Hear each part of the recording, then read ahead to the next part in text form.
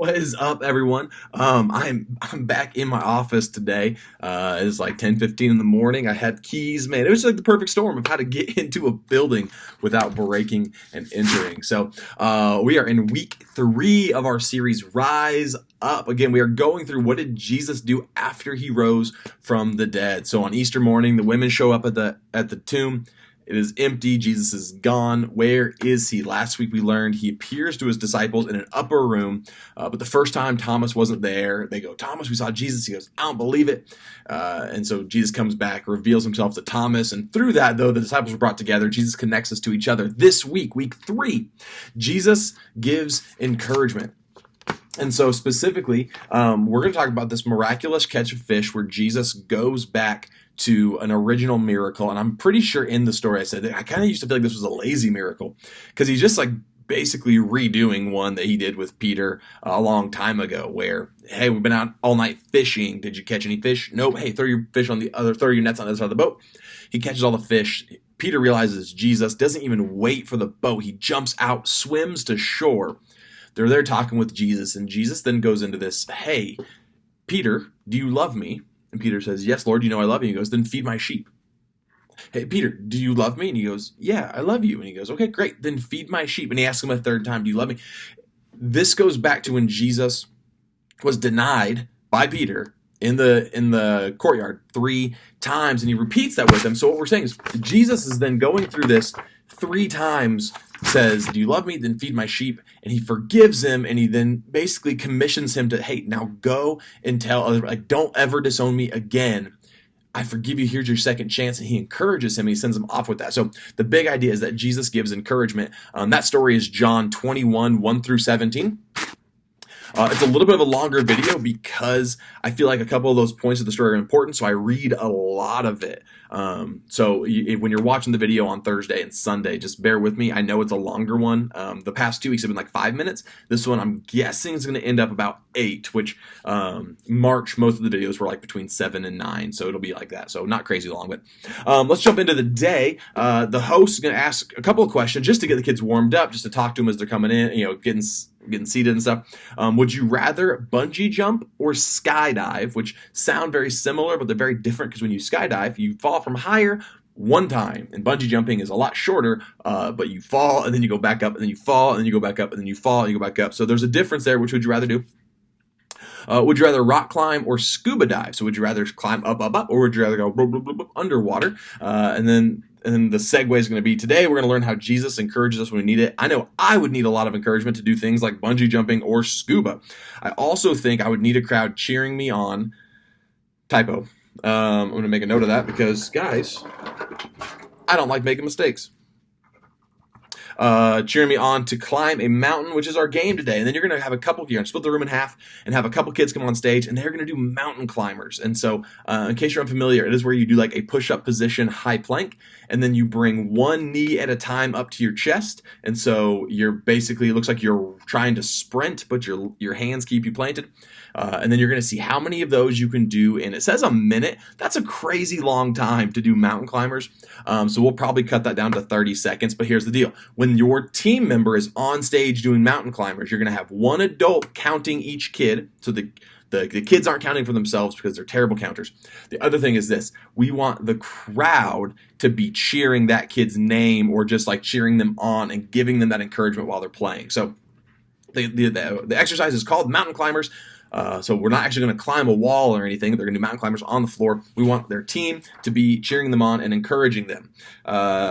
Next we'll go to worship and our story, and then we'll break into small groups. So the opening story, or opening small group activity is a story. It says, tell a story about a time when you noticed someone who needed encouragement. How did you know and what did you do? How do you think Jesus knows when we need encouragement? So be asking the kids, go, man, how do you think, what's the time that you saw someone who needed to be encouraged?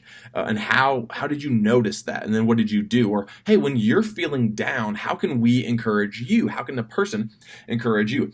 That right there could take a huge chunk of time. In a positive way, kids love to talk about themselves. And so if you want to say, hey, share a story about a time that you did this thing, or how can someone help you when, they could talk for a really long time. If you have kindergartners, this is where they're going to want to talk about their cat and how their cat was sick and they held their cat. And so politely interrupt them. We want kids to really get a chance to share this. If your group just isn't into it, that's okay too.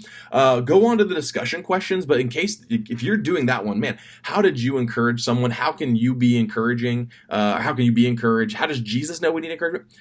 Dude, you can live in that question segment right there on the weekend. You do not need to do the discussion questions. They are there to help you push that along. You ask things like, how many fish did the disciples catch before Jesus showed up? That's a really easy question with the story. What we want is to get them talking. So if they're already talking, skip that. Then you'll have a couple of options for games, activities. One is called rock, paper, cheers. It's just where you play rock, paper, scissors, but every time someone loses, that person has to go behind. So like if I'm playing against Tyler and we go rock, paper, scissors, shoot, and I throw scissors and he throws rock and I lose, bam, I'm now out. So I got to go stand behind or beside Tyler. And then while he's playing the next round, I go, Tyler. And then Tyler wins again.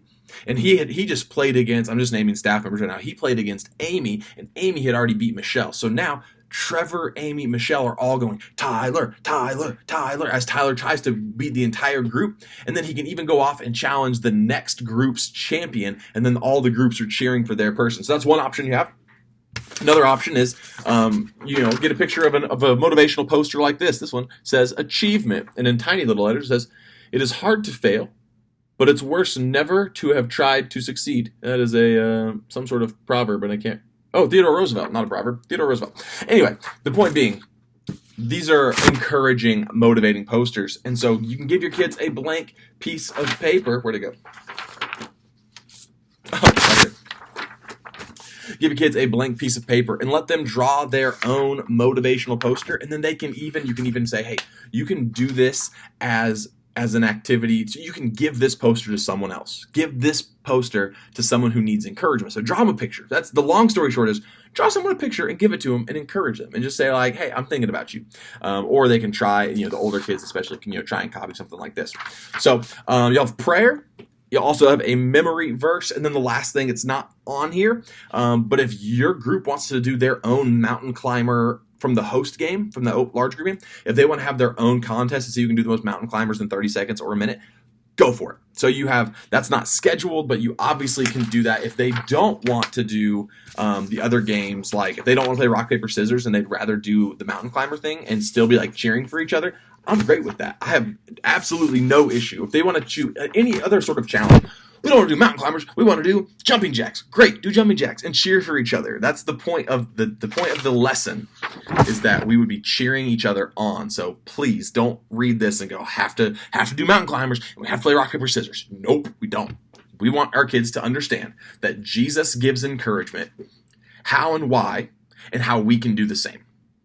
How can Jesus encourage us? How does he encourage us, and how can we encourage others? That's what we're going for this week. If you have any questions, holler at me, let me know. But until then, peace out.